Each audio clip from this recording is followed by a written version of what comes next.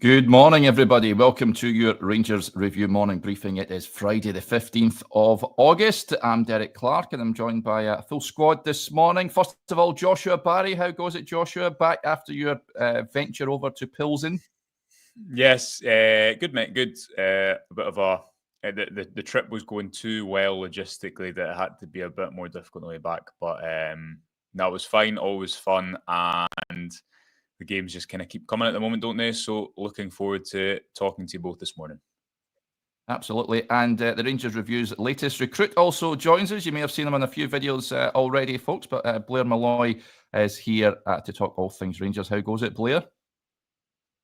Morning, Derek. Yeah, all good. Fully back into the swing of things with all things Rangers. As Josh said, the games seem to be coming thick and fast just now. And the first time we've been on a podcast together, so great to make my debut in the midfield with yourself. Yes, absolutely. Good stuff. Right, before we talk all things Rangers, a quick word, as ever, for our podcast sponsors, Willow's Fencing. If you need a new fence, folks, then these are the guys to call. The Glasgow-based fencing company you can trust and proud partners of the Rangers Review. They've got over 20 years of experience offering free consultations, and you also get 10% off if you use the code Rangers Review over on their website, which is willows-fencing.com. Right, we'll kick off with transfer news, and a player we've been discussing on a number of videos this week is Jefte, after reports were surfacing that there was interest from his homeland and Palmeiras, no less. So we do have an update. Chris has an update on that, and we'll come to you, Joshua, because it looks like Rangers are going to bank a significant profit on him. He will be heading back to Brazil, and Rangers getting a fee around £6 million for the left back. So that move expected to be complete in the coming days. What do you make of that? I think he was defensively suspect. I think that's a thing. But in terms of his potential, I thought, given that he's only 21, I think he could be someone that could go on and really establish himself over there and go on for an even bigger fee, perhaps. Who knows if someone can address his defensive frailties. But what do you make of that move, which looks to be nearing completion, Joshua? Yeah, well, people can go and read the full update from Chris, which goes into a little bit more detail. Our understanding it, there's also a sell-on. Rangers have a small sell-on that they will pay from when they signed Jefte last year, but they signed him for under £1 million. If you flip a player and make around about £5 million profit, that's a pretty good deal. Chris's expectation, as reported in that piece, is that this will now move to completion should all things go as planned from here. So there's a few things to pick out of it. Number one, I think you've got to say, regardless of your opinion on the player, Derek, of his frailties, he's 21. Of course he's going to have frailties in his game. I don't think Rangers as a club, as a football team, have exactly been a place where a player thrives in his development last season. You know, this is a player who was brought in really to challenge Ridvan, ended up playing the second highest number of minutes. And I just think that Rangers has been a difficult player for a young player to play. And he's needed a really good coach to address issues in this game that any 21-year-old will have. But I think why this interest has emerged in him, and interest has been there for quite a while, is because clubs look at small elements of his game that will need work, big elements of his game that will need work. But they also look at things and elements and parts of his game that are really promising, the raw attributes he has in terms of his pace and his ability to carry the ball. Is there a bit of a unsuitability to Martin's style? I think so, because he's a fullback who's much more comfortable going on the outside and overlapping than he is kind of playing that conservative role inside the pitch. And ultimately, I think you see this in Joe Rothwell over Raskin at the start of the season. Martin really wants kind of risk-averse players in there to a degree, because it's such a dangerous position to lose the ball. So probably will be a deal that works for all parties. But I also think you've got to give the scouting from last summer a fair bit of credit. You're looking at Jefte and Igamane if and when Igamane does move, and that's a whole other situation from this summer. You're making a lot more back than what you spent. And again, in the context of last season and what the football was like, I think that is a fairly impressive point that deserves a bit of credit and attention as well. Yeah, Blair, will you be sad to see Jefte go? Certainly going by the comments, folk are pretty happy with this deal. Yeah, I can't disagree with that, Derek. I think that if that figure is correct in £6 million you're getting back for Jefte, I think, as Josh touched on there, that's a fantastic turnaround for a player who we paid just under £1 million for. He is only 21. He has got a high ceiling of potential, but I was on the podcast last week and I think I said the same thing, that I just don't think Jefte was ever good enough at this stage. I don't think he was good enough defensively as a left back.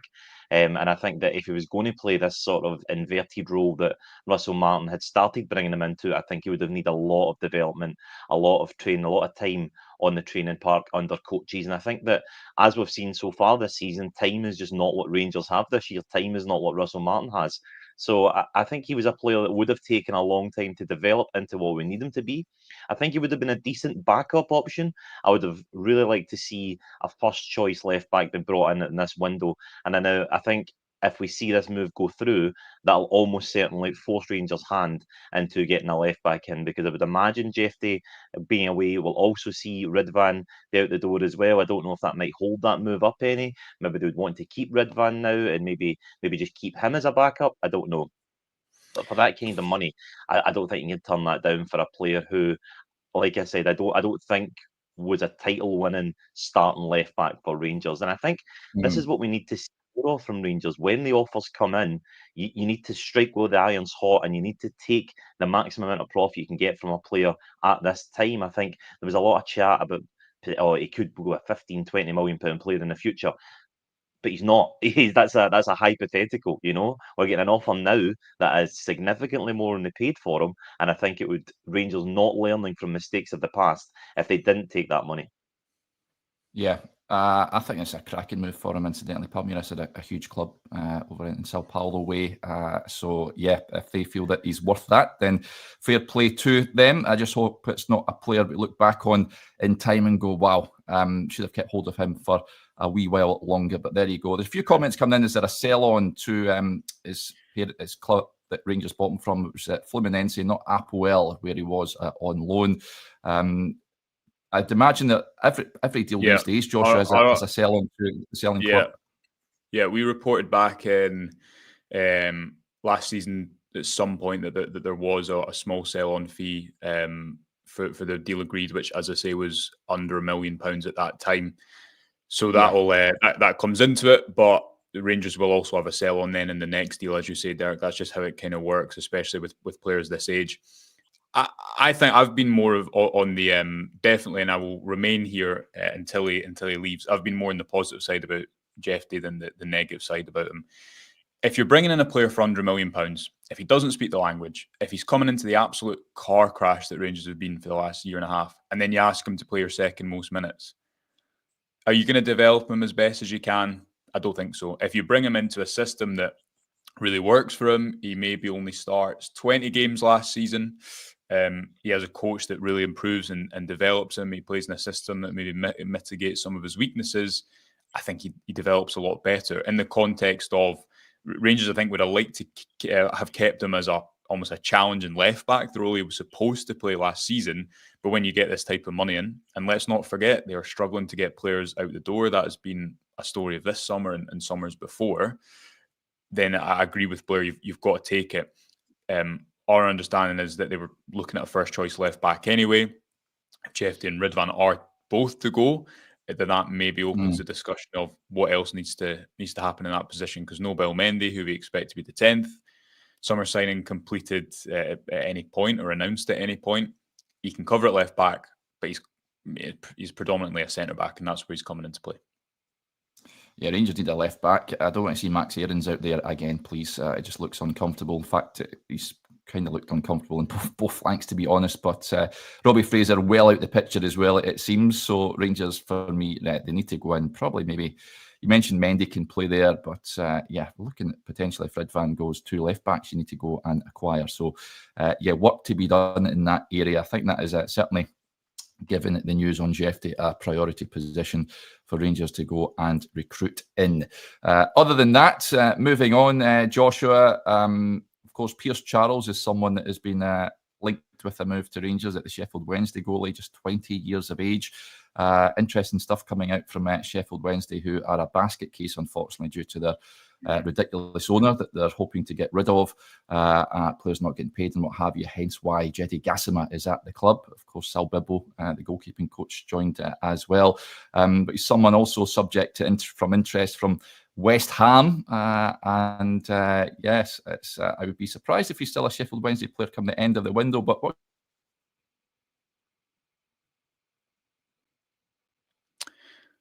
I don't know if I've still got you, Blair, but I've lost Derek. Have I still got you, Blair? Yeah. I'm still here. Yep. Still I think we're just getting into a question on Pierce Charles there, so I'll let you take it away. Let's kick Derek out. He isn't warmed up. Yeah, Pierce Charles. Well, I'll pretend Derek's still here and I'll answer the question, or I'll pretend you're Derek, Blair. But we reported maybe like 2-3 weeks ago that we've got you back, Derek. I don't know what happened there. Sorry about that. Yeah, you're here. On Pierce Charles, as off a couple of weeks ago, I think it was actually last week, at the start of the summer, the noises you were hearing about Butland was still that Rangers will look at the potential of a new number one. As the evolved, as Martin has worked with Butland, as he's done really well, especially in Europe, and we can come on to his kicking and what people think about that and how that translates to a player like Pierce Charles. The noises and what we understand Rangers' plans to be has instead pivoted to let's get someone into challenge and who's potentially more of a speciality in areas that Butland is not, which is playmaking, basically. The ability to not just be fine with the ball at your feet, but give your team an advantage from that position. There's a goalkeeper pathway to consider here because Mason Munn, who's on loan at Dunfermline, is very highly rated. Rhythm Maguire, who's still 16, still to turn 17, is very highly rated. And Liam Kelly, I think last season as a number 2, did what you want a number 2 to. He fulfilled that role really well and fulfilled it in the squad too. But there has been this interest, and this goes back to Rushworth as well, in the potential of bringing in a goalkeeper who maybe in certain games will give Rangers a little bit more natural comfort with the ball at their feet. It's one to watch. It's not guaranteed to happen because there's other areas that need to be addressed.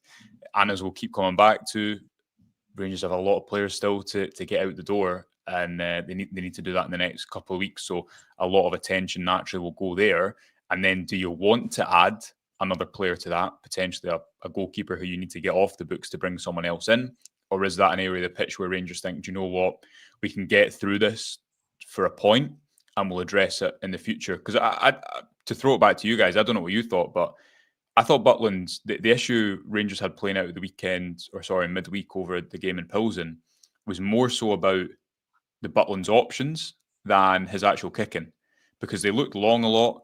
I thought it was more Desser's lack of hold-up play than Butland not being able to find them. I don't know if I'll put it to you first, Blair. I don't know what you've made of his kind of ability under pressure so far with the ball at his feet working under Martin. There was a really interesting thing. I remember being at the Middlesbrough friendly, and it was one of the first times that I've seen Russell Martin's team, and it was Liam Kelly playing in goals that day, and he was, every time he got the ball, he was trying to spray it to hit the touchline, and every time he tried it, whether he made it or not, he was getting a massive round of applause for Russell Martin. He was like really, really encouraging him. So it looked to me at that point that he wants a goalkeeper that's comfortable playing these long passes, that's comfortable with his feet, and basically almost acts like a sort of auxiliary centre half at times, where he'll step in, take the ball, and then start the attack with a good pass so that the rest of the team can push up again.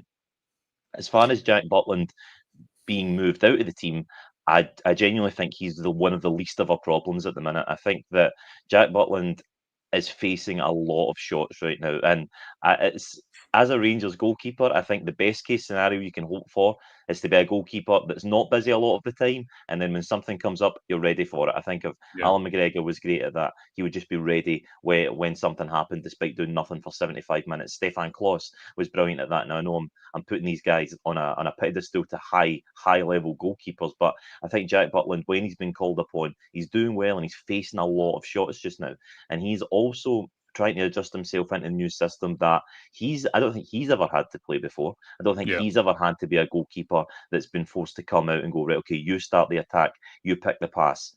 And I think if we're going to pivot towards that, I then think you're seeing a completely different brand of goalkeeper altogether. Now, Shea Charles might be brilliant with his feet, might be great, but is he going to be as good a shot stopper? And I think that the Rangers support would rather, and I know this is a bit of a dichotomy at the minute between what the fans want and what Russell Martin is serving up. I think the Rangers support would rather have a goalkeeper that's solid and can make the saves when called upon, rather than someone who's looked to be the sort of the genesis of the attacks, if you will. Comments coming in here on Jack Butland. Chris with a point. And Johnny raised this the other day there. He says 100% Butland is probably the best player in the squad right now. It's certainly the best performing player, I would say. I think Jack Butland would take that crown. Joshua looking to the skies, trying to think of any others. I'm thinking, Blair makes a really good point there before we move on from Butland, is that I think one of the misconceptions about the style of football Rangers are trying to play is that it's all got to be short passes. It doesn't. You saw that with you saw that in midweek, like Rangers. I think they played 20 long passes from their goalkeeper because it's about finding the free man. So the point that they build up short and that it gives everyone the anxiety, a new level of anxiety watching Rangers that has been brought in this season with passes across the box at points and passes in potentially dangerous areas. The reason they're doing that is to try and create space high up the pitch. So if an opponent goes and presses them man for man, they're just going to do that directly and do it early. I think the big issue in midweek was that Des is just not a hold-up player. And I think if you put Igamane into that starting striker slot, your game is a lot more multifaceted just but before he does anything, because of the options he can bring to it. But yeah, fair enough. I don't think anyone's been better than Butland. I think Giga has been really good. Obviously got that red card. That aside, there's not been many standouts, has there? Gassama, obviously, I didn't have his best game in product-wise in midweek. I think Antman, just watching the game out in the Czech Republic in midweek, I think Antman's eye for a pass, you can see he's going to create a lot for his teammates, and that is badly needed because Rangers have had like no creative passers in there at all, and that's where Aasgaard and Moore will come in as well. But yeah, Butland, fair enough. It's a long season as the other part of this question around Butland, and we've not seen him do it consistently for a whole season, which probably explains why Rangers are looking at building up that goalkeeping department.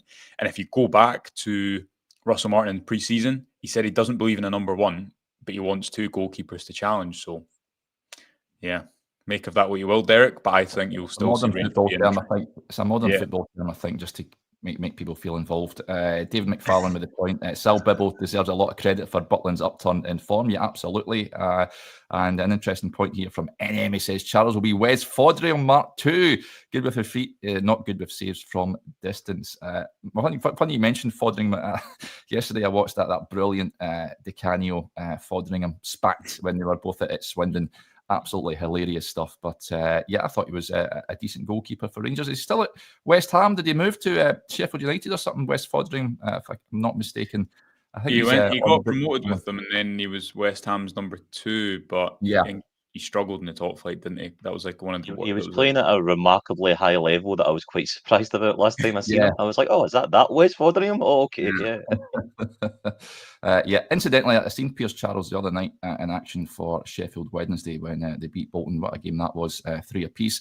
And yet he did lose 3 goals, but he did make 2 penalty saves as well. So I thought he was pretty decent enough, and his distribution was okay as well. So yeah, interesting goalkeeper. I certainly think he's got a bright future ahead of him. Moving on then, big game at the weekend.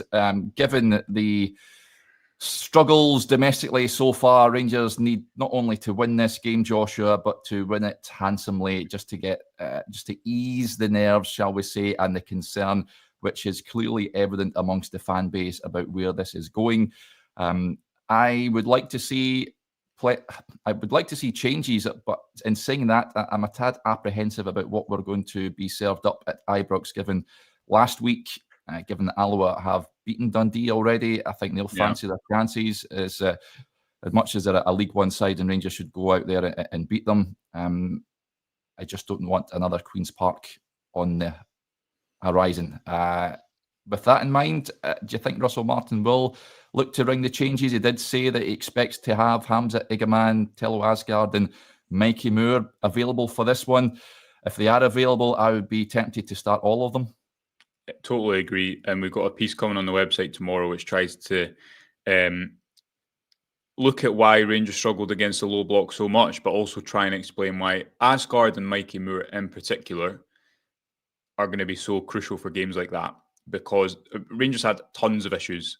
One of which, I know there was that Andy Halliday clip going around on Tuesday or Wednesday about the lack of central bodies, and that I think is absolutely spot on. But see beyond specifics, you saw, I think, a side that were being risk averse and trying to control the game and keep the ball when they needed to be more risky. Then in midweek, it flips, and if you're playing this same system, you need to not really take as many risks, and you need to really look after the ball and have a lot of care on it. So I think that's the difficulty probably, is that to implement a style like this when your squad's not where you'd like it to be yet, when you've got not much time on the training pitch because you've got these European games, and you're switching beyond those two extremes, Derek, where against Dundee, you've got all the territory, you need to take all the risks. And against Pilsen, you've got none of the territory and you need to be a lot more careful on the ball. So I think that's part of just the difficulty, the environment that Russell Martin's trying to do this within. But just on Mikey Moore and Tello Aasgaard, Hamza Igamane gives you loads more options. He's a much better player, I think, all round than Dessers or Danilo. And what Dundee were able to do, I think, effectively was shuttle everything wide. But that space in the middle, space behind in front of their defence wasn't exploited at all. Partly because Rangers' only two dribblers were out wide and they were pinned to the touchline and they didn't really move inside. I think at times Lyle Cameron, who I've been impressed with so far, was making intelligent runs to open space for Gassama to move inside. That didn't really work. Aside from that, you need the likes of Aasgaard and Mikey Moore in particular, I think, in this system, in games like at the weekend, to just dribble at people in central positions. And that is, you're seeing a lot more of that to look at even like Man City and their recruitment this summer, moving back to wide fullbacks and then having dribblers in central areas, because the centre of the pitch is so condensed. The only way you're really going to get through it is if you have someone who can beat a man and commit the next man.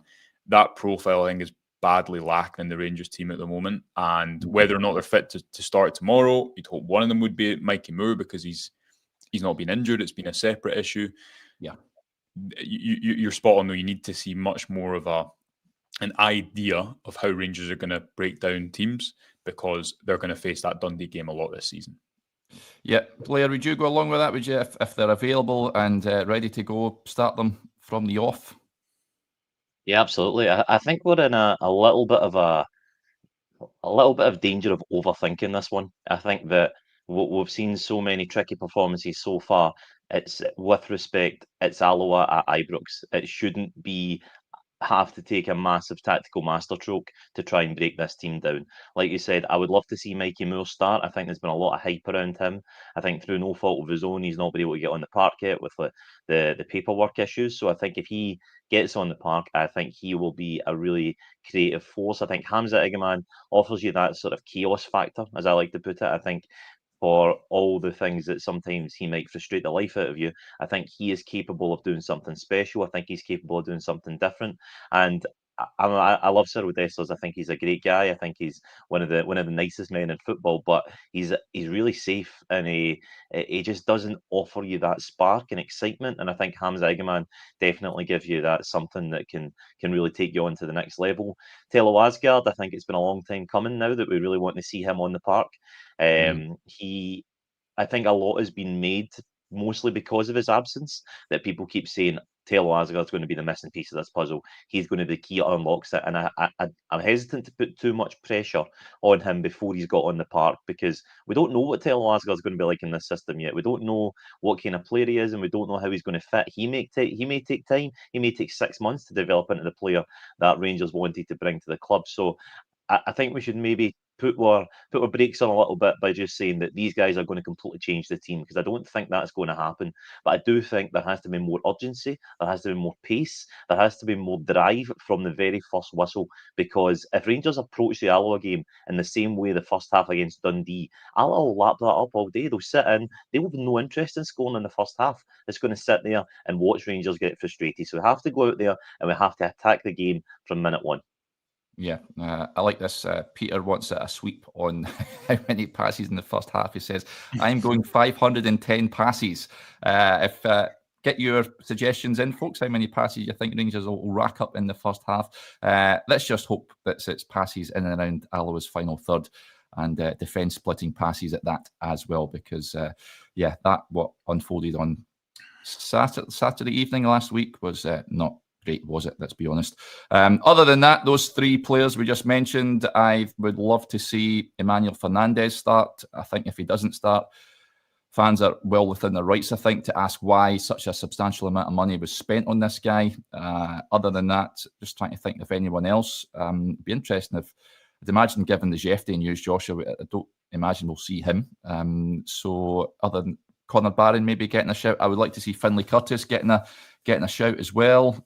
Anyone else that you would like to see? Anyone else I would like to see? No, I don't know. Not necessarily. I don't think Barron will be. I wouldn't like to see that at number 6. I think it'll be either Rothwell or Raskin.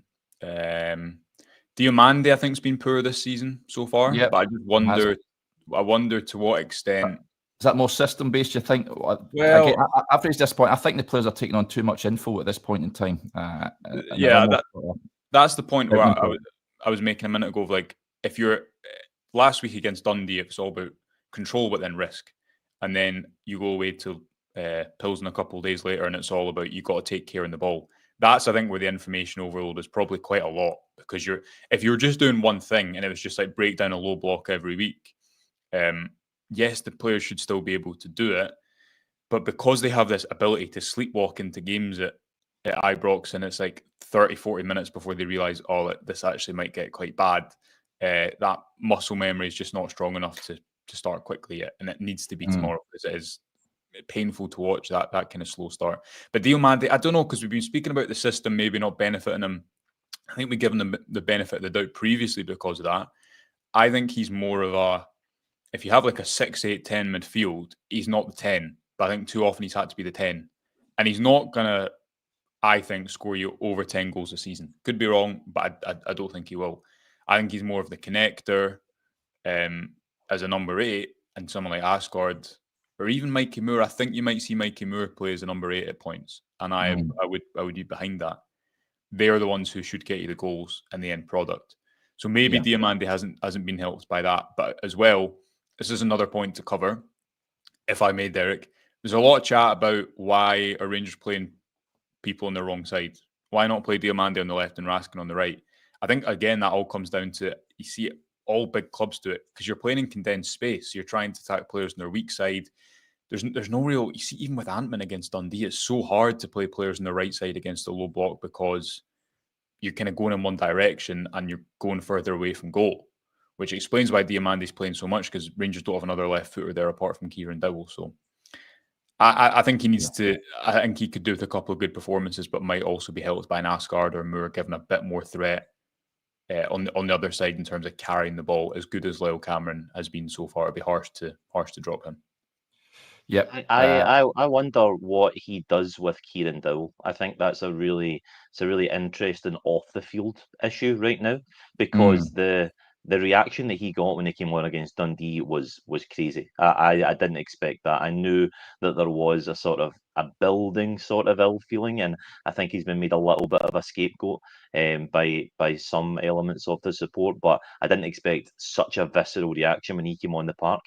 And all through the summer, I think Russell Martin has always went to bat for Kieran Dowell. He's always said that he is one of my guys and he is one of the leadership group. And I think he's seen what he did on loan at Birmingham. And I think he really thinks he could be an integral part of this team. But you know that as soon as it starts going badly, fans are going to look at Kieran Dowell and go, you're one of the main catalysts for why this isn't working.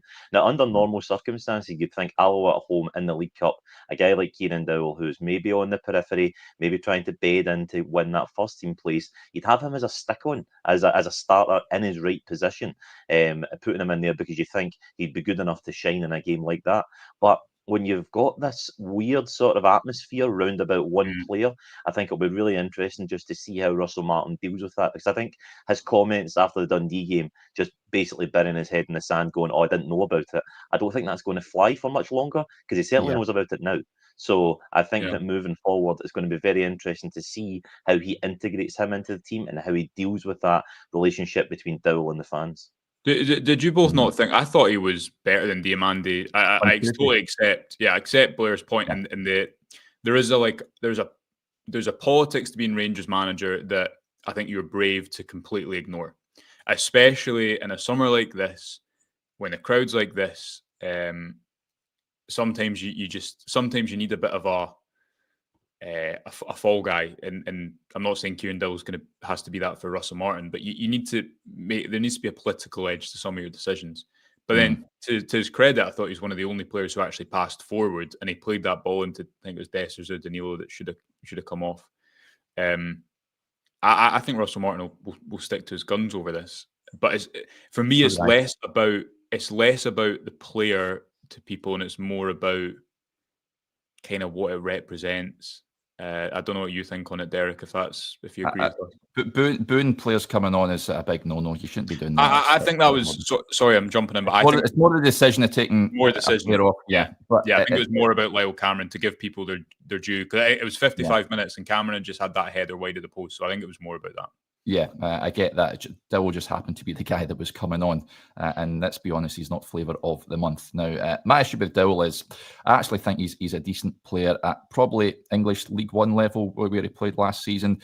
I watched him a lot when he was on loan at Wigan back in the day, and he was good. But it's just not happened at Rangers. He's not done enough to show why he's deserving of a starting place in that team for me. I thought he did it okay the other night, but the fans aren't having him. I think it would suit all parties, I think, if Rangers were able to move him on. But I've been surprised. I think Birmingham are recruiting now for the Premier League, and they probably look to surpass Kieran Dowell and bring in more quality. They're not wanting to stick around in the Championship, so that is probably the reason why they've not went and got Kieran Dowell, even though Chris Davis was a big fan of his, and he did well last season at St Andrews also.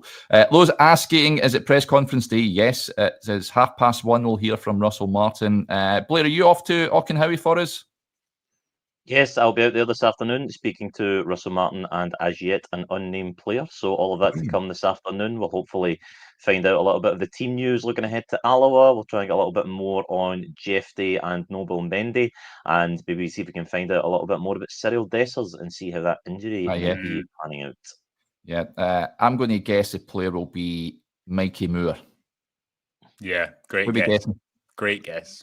This is always a fun game that us journalists play when you turn up to the training centre going, who's going to be the player today? You don't win any prizes, whoever turns up today will definitely be playing. So I'd be very welcome to see Mikey Moore in there today. Mikey Moore. Maybe will it be Mikey Moore because he's had this registration issue? Maybe they just we've not heard from him yet, have we?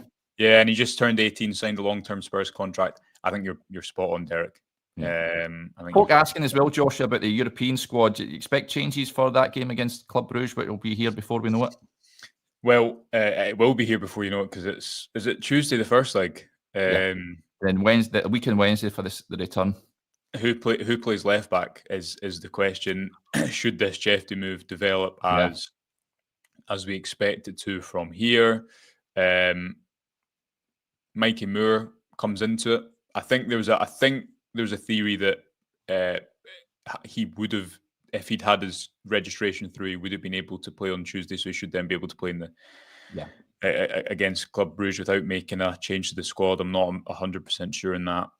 Outside of that, I don't know who was out of it. Tello Aasgaard, he probably comes in, doesn't he? And then Cyril Dessers, that's the potential worry. Yeah, it's a potential worry for Rangers there. So we shall see. I'd like to see Igamane starting regardless. I just think that the strike. We'll have the conversation about strikers another day, but I think he improves Rangers as a team. So but let's see if he gets some minutes tomorrow first, I guess.